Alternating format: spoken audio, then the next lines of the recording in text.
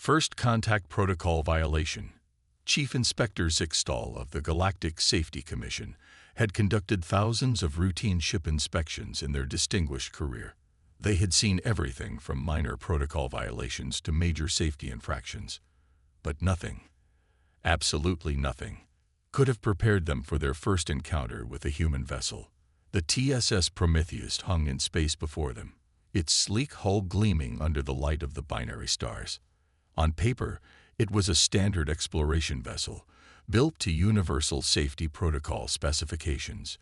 But as Zixtal's shuttle approached the docking bay, their secondary breathing bladder began to constrict with anxiety. Approaching human vessel for standard safety inspection, Zixtal dictated into their log. Note: this is the first inspection of a human ship since their species joined the Galactic Alliance 6 months ago. The docking procedure went smoothly, suspiciously smoothly. Zixtal's team of 5 safety inspectors, representing different species from across the galaxy, stood nervously in the airlock. Protocol dictated that a ship's safety officer should meet them. The airlock cycled, and the inner doors slid open to reveal a human wearing what appeared to be a standard safety uniform. However, the uniform had been modified with what looked like racing stripes and small LED lights that pulsed in rhythm with the ship's engines. Welcome aboard the Prometheus.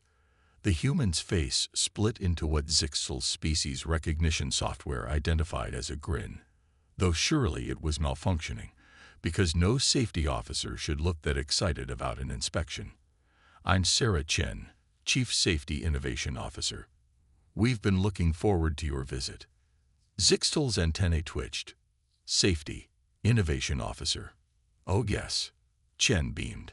We found the traditional role of safety officer too restrictive. Innovation is key to human safety practices. The inspection began normally enough. The main corridor's gravity was properly calibrated, the atmosphere mix was within acceptable parameters, and all emergency signs were properly illuminated. Then they reached engineering. And here's where we've made some really exciting improvements, Chen announced, throwing open the doors to reveal what could only be described as organized chaos. The main engineering bay had been transformed into what appeared to be an obstacle course. Engineers in safety suits were swinging between maintenance platforms on modified grappling hooks, calling it efficient emergency response training. A junior engineer was using a malfunctioning gravity plate as what they called a hover skateboard to reach high maintenance points. Stop everything immediately. Zixtal's universal translator crackled with distress. This is a violation of at least 15 safety protocols. Oh, no, Chen laughed, pulling out a tablet.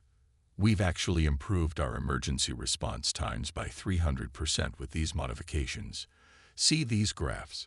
The hover skateboard alone has reduced maintenance completion times by half. Before Zixtal could process this madness, an alarm blared. Red lights flashed, and a computerized voice announced, "Warning, minor plasma leak detected in section C7."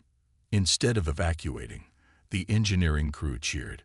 2 engineers grabbed what appeared to be modified shield generators and raced toward the leak. "What are they doing?" squeaked Junior Inspector Blurb, their crystalline form vibrating with anxiety. "Watch," Chen said proudly. "We've developed a new plasma containment technique. We call it the Solar Surfer method." The engineers activated their modified shields, using the plasma leak's own energy to create a controlled vortex that they then guided into a containment vessel. They were surfing on a plasma leak. That's... Zixtal couldn't even find the words. "Efficient, right?" Chen beamed. "We've reduced plasma leak containment times by 75% with this method. Would you like to try it? We have spare suits." The inspection team collectively backed away. But worse was to come. In the recreation deck, crew members were using a malfunctioning artificial gravity generator to create what they called a zero-G mosh pit. The ship's AI had been modified to act as what they termed a DJ, and someone had programmed the emergency lighting to pulse in sync with something called techno. In the medical bay, The chief doctor proudly demonstrated their rapid response training program, which involved medical staff using jetpacks to reach patients faster. The jetpacks were made from modified fire extinguishers. By the time they reached the bridge, Zixtol was ready to declare the entire ship a safety hazard. Then they saw the captain's chair. Is that a gyroscopic mounting?" Zixtol asked weakly. "Oh yes." Captain Rodriguez spun in her chair, which moved like a sophisticated gaming setup. "We found it helps maintain control during evasive maneuvers. Want to try it? It's got cup holders." The final straw came when they discovered the crew had transformed a cargo bay into what they called a emergency protocol Parker training facility. Crew members were leaping between platforms, swinging on cables, and diving through holographic hazards. "But here's the most impressive part," Chen said, pulling up the ship's safety records. "We've had 0 serious accidents since implementing these innovations. Our emergency response times are the best in the fleet, and crew morale is at an all-time high." The numbers didn't lie. Despite what appeared to be complete madness to Zixtol's eyes, the Prometheus had the best safety record of any ship in its class. Back in their shuttle, Zixtol struggled to write their report. How could they explain that humans had achieved unparalleled safety ratings by apparently violating every safety protocol in existence? How could they explain that it somehow worked? The final report simply read, "Human safety protocols require further study. Recommend mandatory hazard pay for all future inspection teams assigned to human vessels. Note, bring anxiety medication." As their shuttle departed, Zixtol caught a glimpse through the Prometheus's viewport of what appeared to be crew members using the ship's tractor beam for something called space jousting practice. They decided to leave that part out of the report. Some things the galaxy wasn't ready to know. The incident at Proxima Station. The emergency alert blared through Proxima Station's crystalline corridors at exactly 300 station time. Grand Administrator Vexthor's sleep sac had barely finished its regeneration cycle when their personal communicator erupted with urgent messages. The station's primary reactor core was experiencing what the automated systems described as anomalous fluctuations.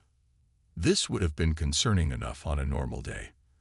But today, Proxima Station was hosting the Galactic Alliance's annual diplomatic summit, with representatives from over 50 species in attendance. And to make matters worse, the only ship close enough to provide emergency assistance was human. "Administrator," their assistant's hologram flickered to life. "The TSS Avalon is requesting emergency docking clearance." Vexthor's tentacles curled in resignation. "Do we have any other options? The nearest non-human vessel is 3 hours away. The reactor will reach critical status in approximately 47 minutes. "Very well," Vexthor sighed. "Grant them clearance, and activate all security cameras. The Safety Commission will want documentation." The TSS Avalon was already maneuvering into position when Vexthor reached the emergency command center. The ship's captain, Elena Martinez, appeared on the main screen, her expression serious, but with that unsettling gleam in her eyes that all humans seem to get during emergencies. "Administrator," Martinez nodded. "We've analyzed your reactor readings. Good news, we've seen this type of cascade failure before. Bad news, conventional methods won't work fast enough." Vexthor felt their primary stomach clench. "What exactly are you proposing, Captain?" "We're going to need to use our specialized equipment." The emergency command center fell silent. Ever since the infamous inspection of the TSS Prometheus 6 months ago, specialized equipment on human ships had become a phrase that struck terror into the hearts of safety officials across the galaxy. "Captain Martinez," Vexthor chose their words carefully, "I must remind you that there are over 300 diplomatic delegates on this station." "Perfect." Martinez's face lit up. "We'll need volunteers. How do your species feel about roller skates?" Before Vexthor could process that non sequitur, the Avalon's emergency response team was boarding the station. They'd brought with them what appeared to be standard emergency equipment. If standard emergency equipment had been rebuilt by caffeinated engineers with an unhealthy disregard for gravity. Chief Engineer Sarah Wong immediately took charge, directing her team with the controlled chaos that seemed to be humanity's natural state. They had somehow modified their emergency suits with what looked like rocket boosters made from repurposed coffee makers. The reactor's magnetic containment field is collapsing, Wong explained, pulling up a holographic display. We need to stabilize it manually while simultaneously venting the excess plasma. Traditional methods would take too long, so we're going to do this the human way. The human way, as it turned out, involved converting the station's cargo loading systems into what they called a magnetic slingshot. Emergency response team members were using it to launch themselves through the maintenance tubes at speeds that made Vex Thor's safety training protocols scream in protest. Is that human? Skating through the reactor cooling chamber, one of the station's engineers asked in horrified fascination. Oh yeah, that's Mike. Wong grinned. He's using the residual magnetic field to maintain stability while installing the auxiliary containment nodes. The roller skates were his idea. Says they help with the momentum calculations. In the diplomatic quarters, the Avalon's crew had somehow transformed the emergency evacuation procedures into what they called a conga line for safety, leading bewildered delegates through the corridors while maintaining perfect organizational structure. Someone had programmed the emergency lighting to flash in rhythm with their movement. It keeps people calm, Lieutenant Park explained when questioned, and the synchronized movement helps maintain orderly evacuation flow. Plus, it's fun. The word fun had never before been associated with emergency protocols in the history of the Galactic Alliance. Back in the reactor core, Wong's team had rigged up what they called a plasma rodeo system. They were literally riding the plasma waves created by the containment field failure, using the motion to guide the excess energy into makeshift containment vessels. It's just like surfing.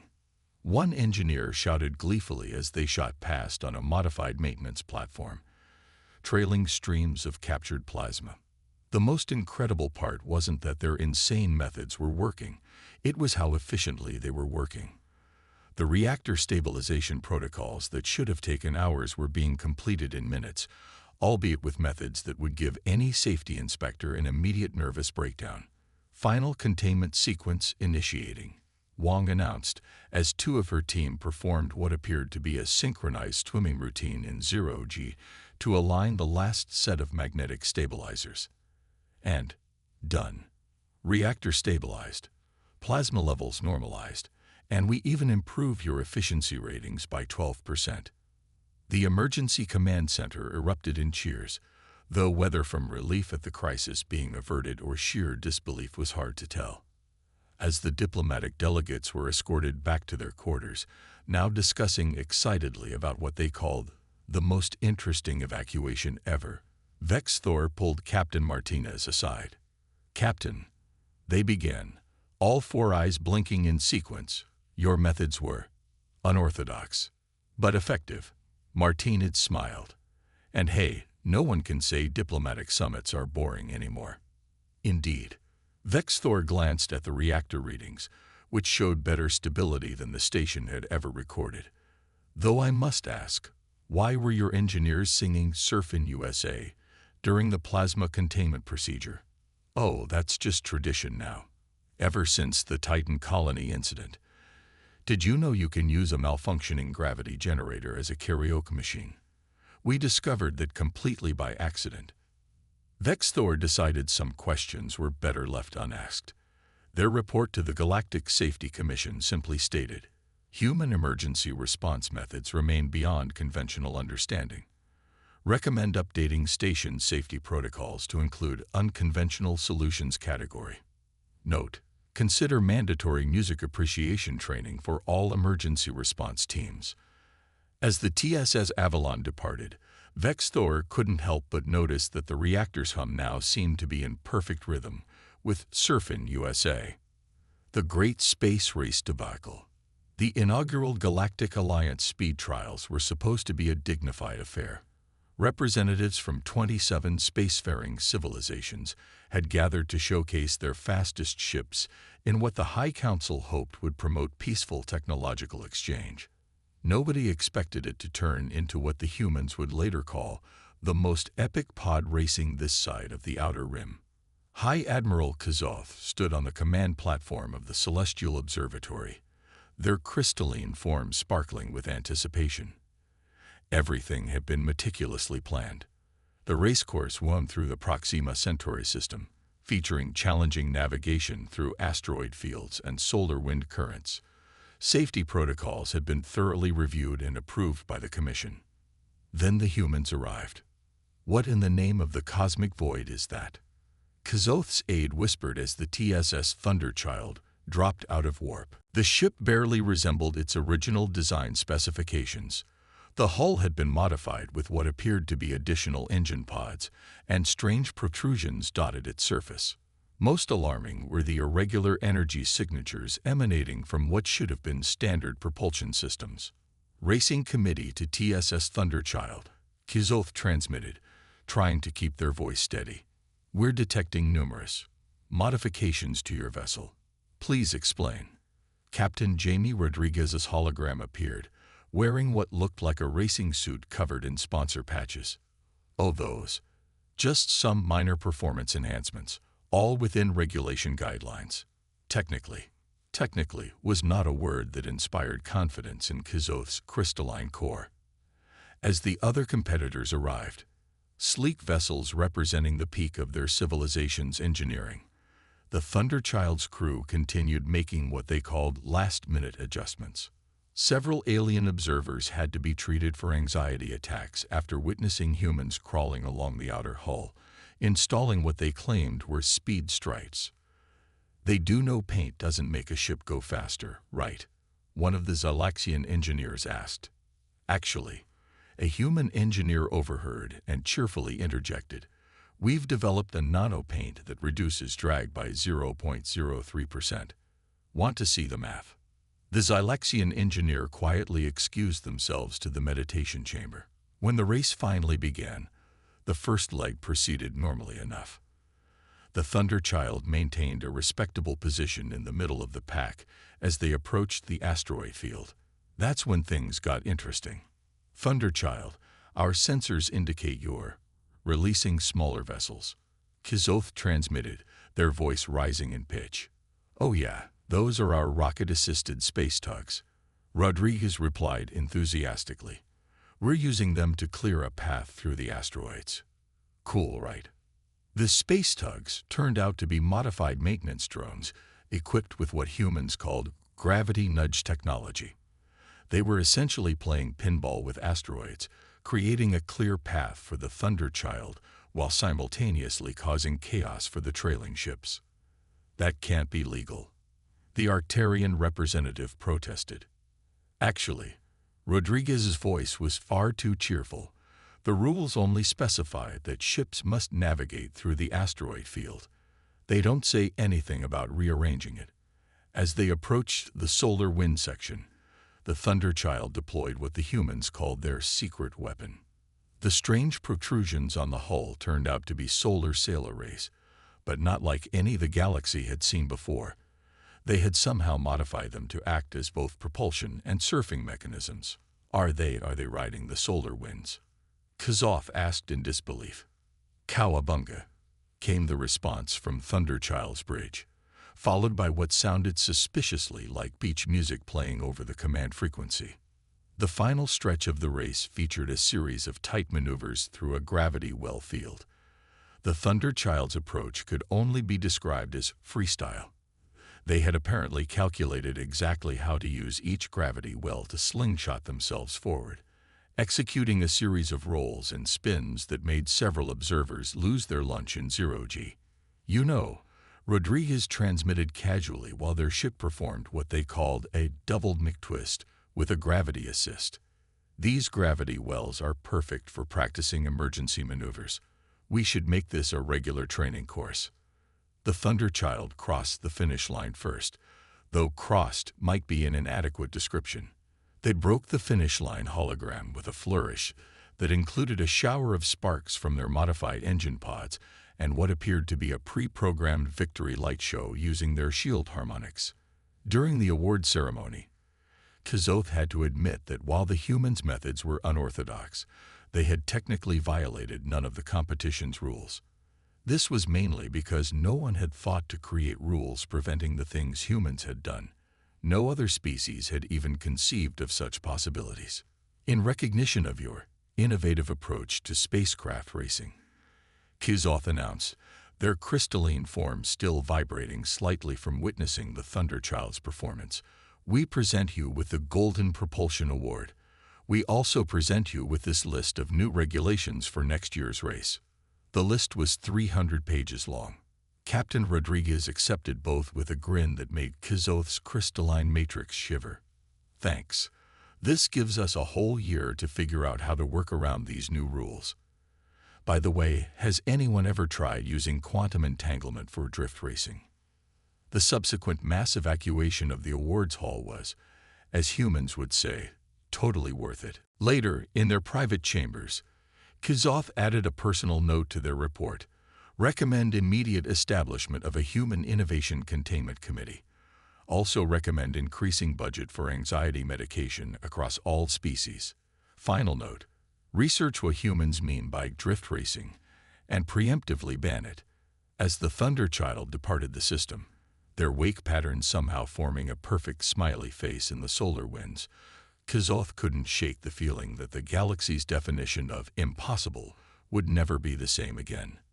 Emergency Response Team Delta. The distress call echoed through the void. A Xylaxian cruise liner had suffered catastrophic engine failure in the notorious Maelstrom Nebula. 3 rescue ships from different species had already declared the situation impossible. That's when Galactic Command made the call that some considered brave, others called desperate, and most deemed slightly insane.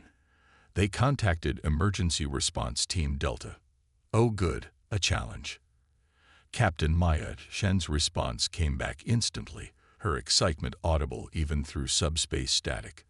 The TSS Lifeline, humanity's most successful and most terrifying rescue vessel, was already changing course. The Galactic Command Center erupted in a flurry of activity. Several species representatives immediately filed for emergency leave. Others began stress molting. The last time Team Delta had been deployed, they had saved a stranded mining vessel by converting their cargo hold into what they called a makeshift water park to distribute impact forces during a high-risk towing operation. Initiating rescue protocols, Chen's voice crackled through the command center. Request permission to execute Operation Cosmic Rodeo. Grand Commander 66's tentacles twisted in knots. Do I want to know what Operation Cosmic Rodeo entails? Probably not, Chen replied cheerfully. But you'll want to record it for the training archives. The Lifeline's approach to the Maelstrom Nebula defied conventional physics.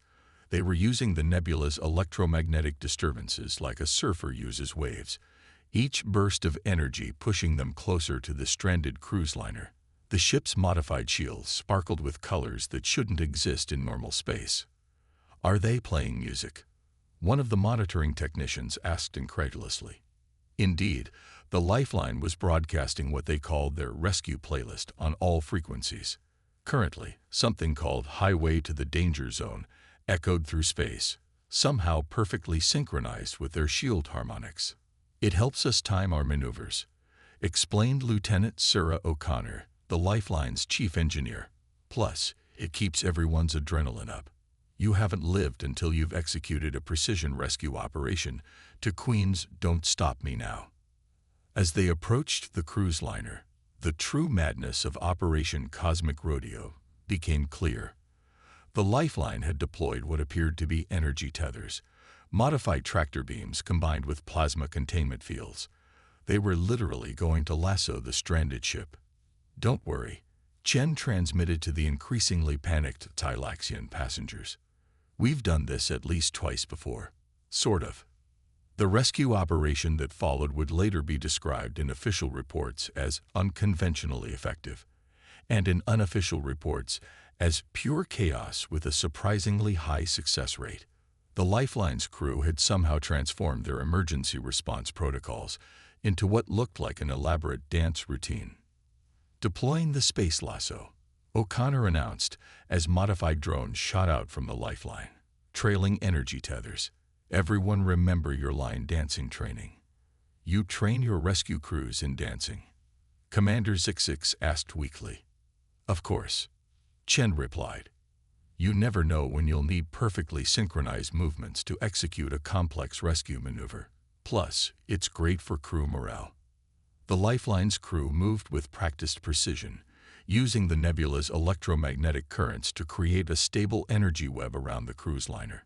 Engineers in modified EVA suits literally danced between the energy tethers, adjusting frequencies and maintaining optimal tension. Now for the tricky part, Chen announced, to the horror of everyone monitoring the situation. Initiative Gravitational Hoedown.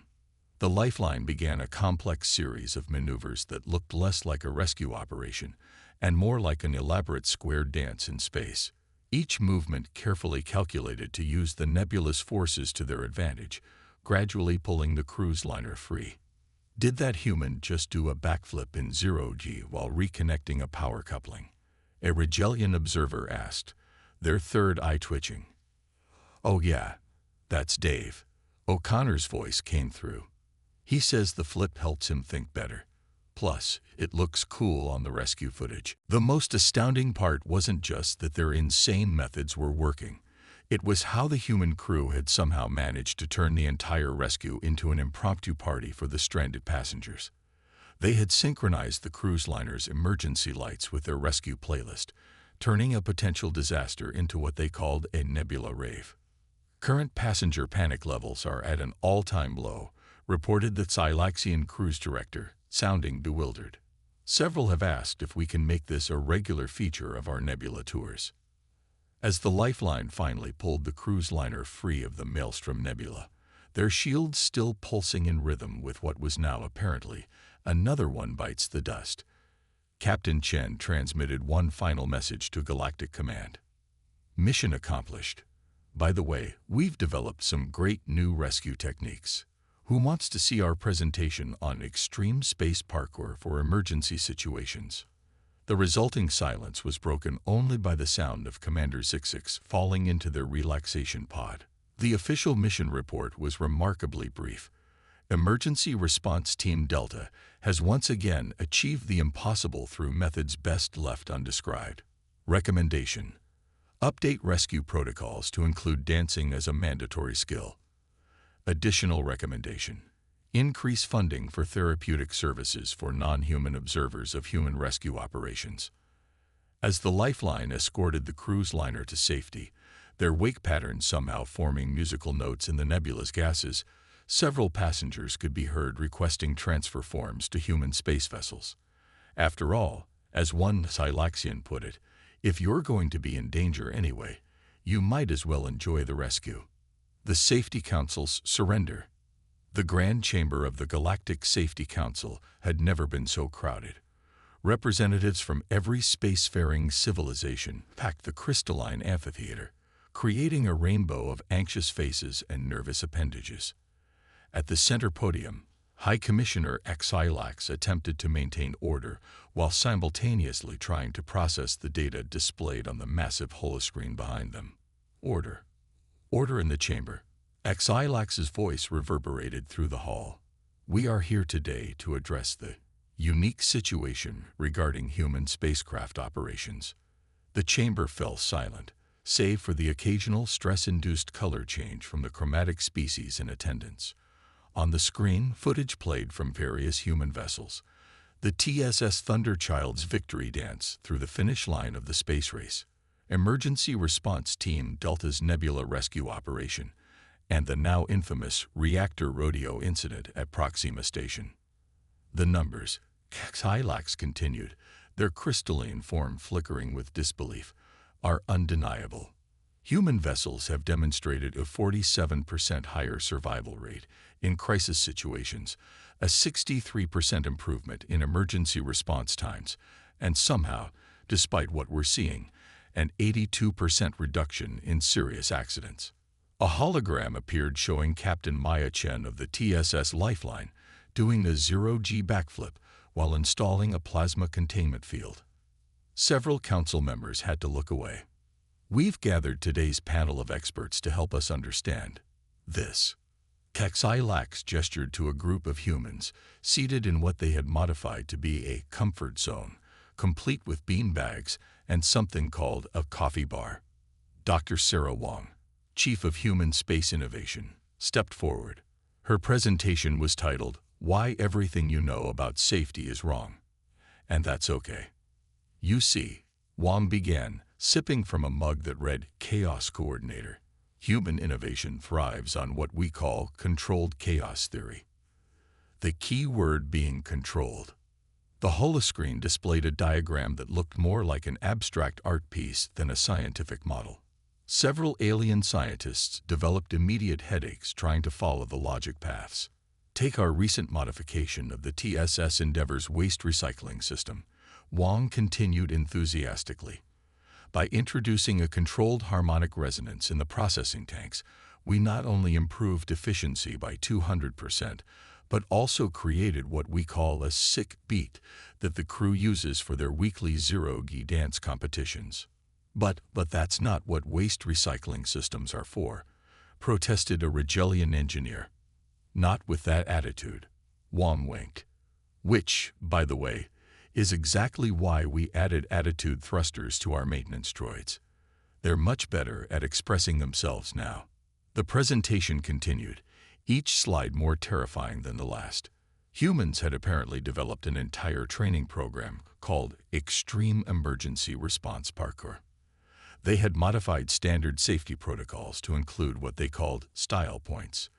They had even created a social media network exclusively for sharing spacecraft modification ideas. And here's the best part. Captain Alina Martins of the TSS Prometheus took the stage.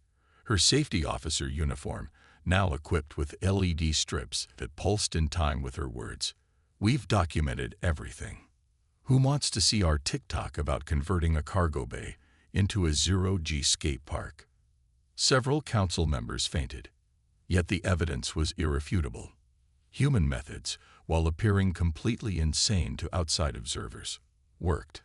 Not only did they work, but they worked better than traditional approaches. Their crews showed higher morale, faster response times, and an unprecedented ability to handle emergency situations, all while apparently having the time of their lives. Perhaps, suggested a brave Andromedan representative, we should consider adapting some of their methods. The chamber erupted in chaos. The mere thought of officially sanctioning human innovations sent shockwaves through the conservative safety community. But as more data poured in, showing success after success, the reality became undeniable.